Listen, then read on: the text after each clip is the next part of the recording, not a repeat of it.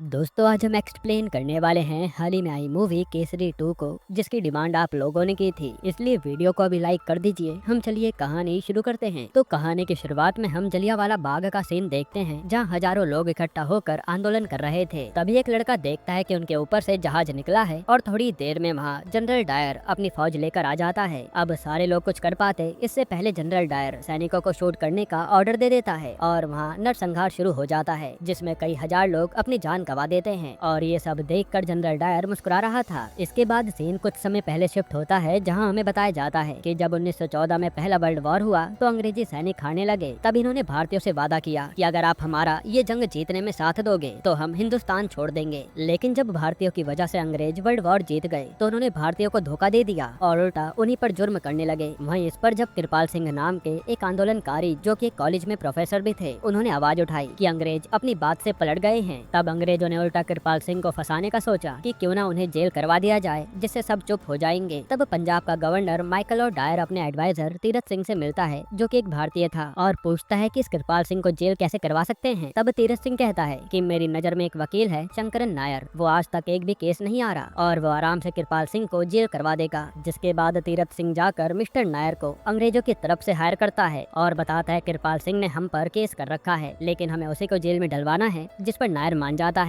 इसके बाद हमें कोर्ट का सीन दिखाते हैं, जहां यही केस चल रहा था। तब नायर ऐसी ऐसी दलीलें जज के सामने रखता है, जिससे सुन सब हैरान हो जाते हैं। वो बताता है कि कुछ समय पहले एक अंग्रेजी सैनिक बम धमाके में मारा गया था और बम बनाना कृपाल सिंह को ही आता है, जो वर्ल्ड वॉर में भी लड़ चुके हैं। यहाँ वो ये प्रूफ कर देता है कि कृपाल सिंह ने ही वो बम बनाकर कुछ लड़कों को दिया था और फिर उन्होंने उस अंग्रेजी सैनिक को बम से उड़ा दिया। इससे कृपाल सिंह को जज कुछ समय के लिए जेल की सजा सुना देते हैं। वहीं जाते जाते कृपाल सिंह नायर से कहता है कि तुम वकील अच्छे हो पर गलत लोगों की तरफ से लड़ रहे हो, जिस पर नायर ज्यादा ध्यान नहीं देता। इसके बाद हम नायर की बीवी को देखते हैं, जहां माइकल आकर बताता है कि आपने हमें जीत दिलवाई है, इसलिए हमारे सर आपको सर की उपाधि देना चाहते हैं। जो सुनकर नायर बहुत खुश होता है, क्योंकि इससे सब उसकी इज्जत करेंगे। अब अगले दिन एक तरफ तो नायर को सर की उपाधि दी जा रही थी, वहीं आज ही के दिन जनरल डायर ने जलियांवाला बाग में नरसंहार मचा दिया था और कई हजार लोगों ने अपनी जान गंवा दी थी। हालांकि हम देख पाते हैं कि वहाँ सारे सैनिकों के जाने के बाद सिर्फ एक ही लड़का बचा था, जो इतनी लाशें देखकर बस रोए जा रहा था। अब ये कांड करने के बाद माइकल जनरल डायर को अकेले में मिलने के लिए बुलाता है और उसे डांटने लगता है कि तुमने ये क्या कर दिया। अगर ये बात बाहर आ गई तो सारे भारतीय हमारे विरुद्ध हो जाएंगे और हमें कोई बचा नहीं पाएगा। जिसके बाद माइकल तीरथ से जाकर जलियांवाला बाग की खबर को दबा देने के लिए कहता है और तीरथ कई सारे सैनिक भेजकर हर अखबार को जला देता है, जिसमें जलियांवाला बाग की खबर थी। यानी अब ये बात कभी बाहर नहीं आएगी। इसके बाद तीरथ आकर डायर से बताता है कि आपने जो कांड किया है उसके बाद शमशान में भी लाशें जलाने के लिए जगह कम पड़ गई है, अब क्या करें। जिस पर डायर कहता है कि चुपचाप बची कुची लाशों को नालों में फिकवा दो, कोई सबूत नहीं बचना चाहिए। ये देखकर तीरथ भी हैरान था कि इसे जरा सा भी पछतावा नहीं है। इसके बाद जब मरे हुए लोगों के घर वाले अंग्रेजों के खिलाफ आवाज उठाने और सच सामने लाने की कोशिश करते हैं, तो अंग्रेजी सरकार उनके मुंह बंद करवाने के लिए 25 रुपए मुआवजा देने लगती है और उनसे एक डॉक्यूमेंट पर अंगूठा लगवा लेती है कि हमें अंग्रेजों से कोई भी शिकायत नहीं है। हालांकि अभी भी कुछ लोग अंग्रेजों के खिलाफ आवाजें उठा रहे थे, जो देखकर तीरथ माइकल से कहता है कि इन लोगों का मुंह बंद करने के लिए हमें एक कमीशन बैठानी चाहिए, जिसके सारे मेंबर्स हमारी पक्ष में फैसला सुनाएंगे। बस लोगों को लगेगा कि ये लोग सच का साथ दे रहे हैं, जिससे बात यही दब जाएगी। तब एक वाइसरॉय कमीशन का गठन होता है और उसमें इन लोगों ने नायर को भी शामिल किया था, क्योंकि नायर भी अंग्रेजों का साथ दे रहा था। अब हम नायर को देखते हैं, जो जब उस कमीशन की मीटिंग में आता है तब वो उसी लड़के को गेट पर देखता है, जो जलियांवाला बाग में बच गया था, और वो एक पोस्टर लिए खड़ा था जिसमें दिखाया गया था कि अंग्रेजों ने नरसंहार कैसे किया था। इसके बाद नायर कमीशन के साथ मीटिंग करता है, तो यहाँ सब कहते हैं कि जनरल डायर ने उन लोगों पर इसलिए गोली चलवाई थी क्योंकि उन सबके पास हथियार थे। जिस पर नायर सवाल करता है कि जब उन लोगों पर हथियार थे तो आखिर कितने अंग्रेजों को गोली लगी। इस सवाल का वहाँ के लोगों पर कोई जवाब नहीं था। ये देखकर नायर समझ जाता है कि अंग्रेजी सरकार ही गड़बड़ कर रही है और सच दबाने की कोशिश की जा रही है, लेकिन वो इस पर कुछ भी कहता नहीं। फिर वो सीधा तीरथ से आकर मिलता है और पूछता है कि आप लोग ये सच क्यों छुपा रहे हैं। तभी वहाँ पर डायर आ जाता है और डायर की हरकतों से नायर समझ जाता है कि ये इंसान भारतीयों से कितनी नफरत करता है। वहीं उसे जानिसार नाम का एक आदमी भी मिलता है, जो पहले सैनिक था, पर डायर के कारण अब वो ठीक से चल भी नहीं सकता। यानी ये बात साफ थी कि ये डायर बहुत खतरनाक आदमी है। फिर वहाँ से जाते समय नायर को वही लड़का दिखता है जो पोस्टर लिए खड़ा था। तब पास के सैनिक से पूछने पर पता चलता है कि इस लड़के के घर वाले उस दिन मारे गए थे। तब से ये लड़का बस न्याय चाहता है, जो सुनकर नायर को बहुत बुरा लगता है। फिर उस रात नायर को नींद नहीं आती और वो बस उसी लड़के के बारे में सोच रहा था। फिर अगले दिन वो सीधा उसी लड़के से मिलने पहुंच जाता है। यहाँ नायर उसे समझाता है कि बेटा तुम आंदोलन छोड़ दो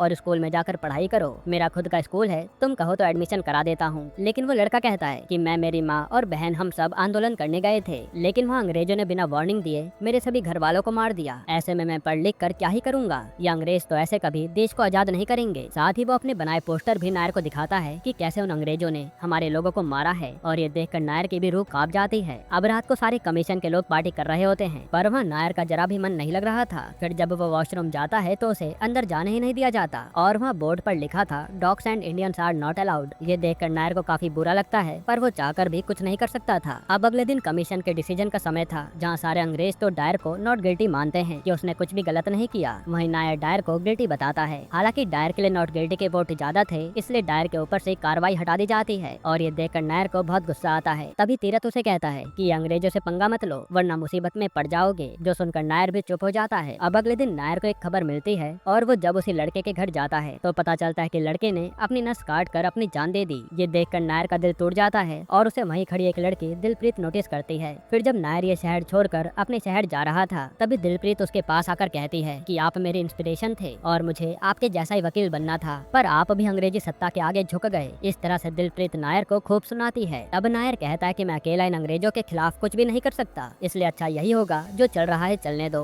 फिर वो जाकर अपनी बीवी के साथ ट्रेन में बैठ जाता है। इसके बाद हमें 2 दिन बाद का सीन दिखाते हैं, जहाँ दिलप्रीत सीधा डायर के खिलाफ कोर्ट में केस कर देती है, और जब ये बात माइकल को पता चलती है तो वो काफी घबरा जाता है, क्योंकि ऐसे में ये बात सारे भारतीयों को पता चल जाएगी और वो लोग बगावत पर उतर आएंगे। इसलिए माइकल तीरथ से कहता है कि हमें कैसे भी करके इस केस को पहली हियरिंग में ही खत्म करना होगा। पर यहाँ प्रॉब्लम थी जज मैकार्डे की, जिसे हिंदुस्तानियों से सिंपैथी थी, इसलिए उसके सामने कोई धोखाधड़ी भी नहीं कर सकते, और इन्हें सही तरीके से केस को जीतना होगा। अब हमें सीधा कोर्ट का सीन दिखाया जाता है, जहाँ डायर को लग रहा था कि दिलप्रीत छोटी सी वकील है जो मेरे वकील के सामने टिक नहीं पाएगी, लेकिन जज के सामने दिलप्रीत आते ही अनाउंस करती है कि मेरी जगह ये केस मिस्टर नायर लड़ेंगे, जो सुनकर सबके होश उड़ जाते हैं। फिर हमें फ्लैशबैक का सीन दिखाते हैं, जहाँ नायर ने ट्रेन में सोच लिया था कि उसे डायर को सजा दिलवानी ही है, इसलिए वो सीधा वहाँ से जलियांवाला बाग जाता है और दिलप्रीत से कहता है कि अब हम मिलकर अंग्रेजी सत्ता को उखाड़ेंगे और उस डायर के खिलाफ केस तुम फाइल करोगी, क्योंकि अगर मेरा नाम सामने आया तो वो लोग हमें ठीक से सबूत इकट्ठे करने नहीं देंगे। जिसके बाद दिलप्रीत ऐसा ही करती है, और फिर ये दोनों मिलकर डायर और अंग्रेजी सत्ता के खिलाफ सबूत इकट्ठे करते हैं। अब सीन प्रेजेंट में आता है, और नायर जज से कहता है कि डायर ने सबसे कहा था कि 13 अप्रैल को कर्फ्यू वाले दिन जलियांवाला बाग में लोग दंगे कर रहे थे, इसलिए उन्हें सब पर गोलियां चलानी पड़ी। लेकिन अगर सच में लोग दंगे कर रहे होते तो वहाँ की पुलिस ने उन्हें शांति से जाने क्यों दिया। जिस पर वहाँ के तहसीलदार करतार सिंह को कटघरे में बुलाया जाता है, और करतार सिंह जज से कहता है कि मैंने देखा था कि वो लोग दंगे कर रहे थे, इसलिए मेरी हिम्मत नहीं हुई उन्हें कुछ भी कहने की, पर मैंने जनरल डायर से उन पर एक्शन लेने को कहा था। इस पर नायर करतार से पूछता है कि एक थाने से अगर हेल्प मंगानी हो तो ये प्रोसेस तो काफी लंबा होता है ना, और जनरल डायर तो एक आर्मी ऑफिसर हैं, तो आपने डायरेक्ट उनसे हेल्प कैसे मांग ली, बल्कि आपको तो दूसरी कोतवाली से हेल्प मांगनी चाहिए थी। जो सुनकर करतार के होश उड़ जाते हैं, क्योंकि इसका उसके पास कोई जवाब नहीं था। और यहाँ नायर एक और बात प्रूफ करता है कि ये सब डायर की साजिश थी। असल में डायर ने झूठी अफवाह उड़ाई थी कि एक बड़े शायर जलियांवाला बाग में आने वाले हैं, जिससे हजारों लोग वहाँ इकट्ठा हो गए और आंदोलन तो चल ही रहा था। फिर वहाँ उन्होंने एक हवाई जहाज भी भेजा, ये अंदाजा लगाने के लिए कि वहाँ कितनी भीड़ इकट्ठी हो चुकी है, ताकि ये लोग आराम से पूरा नरसंहार मचा सके। यहाँ ये सब सुनकर सामने वाला वकील भी कुछ भी नहीं बोल पाता, और नायर ये प्रूफ कर देता है कि ये सब डायर ने जानबूझकर किया है, जिससे जज भी डायर के ऊपर इंक्वायरी बैठा देते हैं और ये केस शुरू हो जाता है। वहीं अब हर अखबार में जलियांवाला बाग के ऊपर आर्टिकल्स आ रहे थे, जिसे अब कोई रोक नहीं सकता था। फिर माइकल आकर डायर और तीरथ को सुनाने लगता है कि अगर ये बात क्राउन तक पहुंच गई तो बड़ी प्रॉब्लम हो जाएगी, इसलिए हमें ये केस जीतना ही होगा। तब तीरथ कहता है कि मेरी नजर में एक आदमी है जो नायर का दुश्मन है और काफी अच्छा वकील भी है, वो हमारे काम आ सकता है, उसका नाम है मैकिनले। अब तीरथ जाकर मैकिनले से मिलता है और उसे नायर के खिलाफ भड़काने लगता है। असल में मैकिनले था तो इंडियन, लेकिन वो एक ब्रिटिशर की नाजायज औलाद था। यहाँ तीरथ किसी तरह से मैकिनले को मना लेता है कि आप अंग्रेजों की तरफ से केस लड़िए और हम आपको अंग्रेजी उपाधि से सम्मानित करेंगे, जिस पर मैकिनले मान जाता है। अब हमें सीधा कोर्ट का सीन दिखाते हैं, जहाँ सबसे पहले मैकिनले प्रेस को कोर्ट से हटाने की मांग करता है ताकि कोई भी बात बाहर ना जाए, लेकिन नायर चाहता था कि हर बात भारतीय को पता चलनी चाहिए। हालांकि जज मैकिनले की बात सुनकर मीडिया वालों को बाहर कर देते हैं। फिर मैकिनले जज से कहता है कि 13 तारीख को जो डायर ने किया उसके पीछे एक वजह थी। 10 तारीख को एक अंग्रेजी लड़की मार्था के साथ डंडा फौज के आदमी ने कुछ ऐसा किया जिसके कारण डायर को 13 तारीख को वो कदम उठाना पड़ा। फिर वो मार्था को कटघरे में बुलाता है और मार्था आकर बताती है कि 10 तारीख को मैं कॉलेज में अपना काम खत्म करके अपने घर जा रही थी, तभी एक लड़का आया, वो जबरदस्ती मुझे कमरे में ले गया और वहाँ मेरे साथ दुष्कर्म किया। फिर आगे मैकिनले कहता है कि दुष्कर्म करने वाला और कोई नहीं, डंडा फौज का लीडर था तनवीर चौधरी, और जब उसने अपना गुनाह कबूल किया और उसे सजा हुई तो डंडा फौज वाले भड़क गए, जिसके बाद उन्होंने 13 तारीख को एक खतरनाक प्लान बनाया अंग्रेजों से बदला लेने का। इसलिए डायर को उस समय उन सारे लोगों पर हमला करना पड़ा, जो सुनकर सब चौंक जाते हैं। और यहाँ मैकिनले मैकेले ने झूठी कहानी सबको सुना दी थी, तब जज नायर को अगली तारीख दे देते हैं। वहीं मैकेले तीरथ से कहता है कि हमें एक खबर फैलानी है कि नायर उन दुष्कर्म करने वालों की वकालत कर रहा है। तब तीरथ ऐसा ही करता है और नायर का नाम हर जगह बदनाम होने लगता है। यहाँ तक कि लोग नायर के मुंह पर कालिक तक पोत देते हैं, जिससे नायर पूरी तरह से टूट जाता है। पर उसने अभी भी हिम्मत नहीं हारी थी। इसके बाद दिलरीत जाती है उसी कॉलेज में जहाँ मार्था के साथ दुष्कर्म हुआ था और नायर जाता है तनवीर चौधरी का सामान देखने। तब थोड़ी जांच करने के बाद इनके हाथ कुछ चीजें लगती हैं। अब हियरिंग का दिन आता है और आज दिलरीत मार्था से सवाल जवाब करती है। वो उससे पूछती है कि जब तनवीर ने आपके साथ जबरदस्ती करी तो आप चिल्लाई क्यों नहीं, जिस पर मार्था कहती है कि मैं डर गई थी। पर दिलरीत अपनी बातों से मार्था को उकसा देती है और यहाँ ये प्रूव हो जाता है कि तनवीर ने कोई जबरदस्ती नहीं की थी, बल्कि वो और मार्था अक्सर उस रूम में अकेले मिला करते थे जो दोनों लवर थे। फिर मार्था अब रोते हुए सच बताती है कि मैं तनवीर से प्यार करती थी, पर एक बार मुझे तनवीर के साथ प्रिंसिपल ने पकड़ लिया था, जिसके बाद तनवीर को जेल हो गई क्योंकि वो एक इंडियन था और मुझ पर प्रेशर डाला गया कि मैं उस पर दुष्कर्म करने का आरोप लगा दूं, वरना मेरी काफी बदनामी होगी। ये सुनकर सब हैरान हो जाते हैं और मैकेले का पासा उल्टा पड़ गया था। हालांकि यहाँ मैकेले किसी तरह डायर को बेगुनाह साबित करने में लगा हुआ था। तब जज अगली हियरिंग की डेट देते हैं कि मिस्टर नायर आप एक गवाह लेकर आइए, तभी हम डायर पर कार्रवाई कर सकते हैं। अब नायर रात में काफी परेशान बैठा होता है कि वो गवाह कहाँ से लाएगा। तभी उसे जानिसार याद आता है और वो उससे सारी बातें पूछ लेता है कि डायर ने उसके साथ क्या क्या किया था। वही जानिसार बताता है कि हमारी मदद एक ऑफिसर और कर सकता है, डायर का साथी, जो नहीं चाहता था कि डायर किसी भी इंसान को मारे, पर वो डायर को रोक नहीं पाया। अब अगली हियरिंग का दिन आता है और नायर डायर को कटघरे में बुलाता है। नायर पूछता है कि आपने जलियांवाला बाग में खड़े लोगों को पहली वार्निंग कैसे दी, जिस पर डायर कहता है कि मैंने कोई वार्निंग नहीं दी, वो लोग हम पर हमला करने वाले थे, इसलिए मुझे एक्शन लेना पड़ा। लेकिन नायर कहता है कि वहाँ तो 8 साल के बच्चे भी थे, वो कैसे हमला कर सकते थे। इसके बाद नायर जानिसार की कहानी जज को बताता है कि जानिसार एक इंडियन है जो बस एक बार 15 मिनट लेट हुआ तो डायर ने उसे अपने लोहे के जूतों से मारा था, इसलिए वो आज तक ठीक से चल नहीं पाता। इसके बाद नायर डायर की मेडिकल रिपोर्ट निकालता है जिसमें लिखा था कि डायर का गुस्सा कभी भी बढ़ सकता है। असल में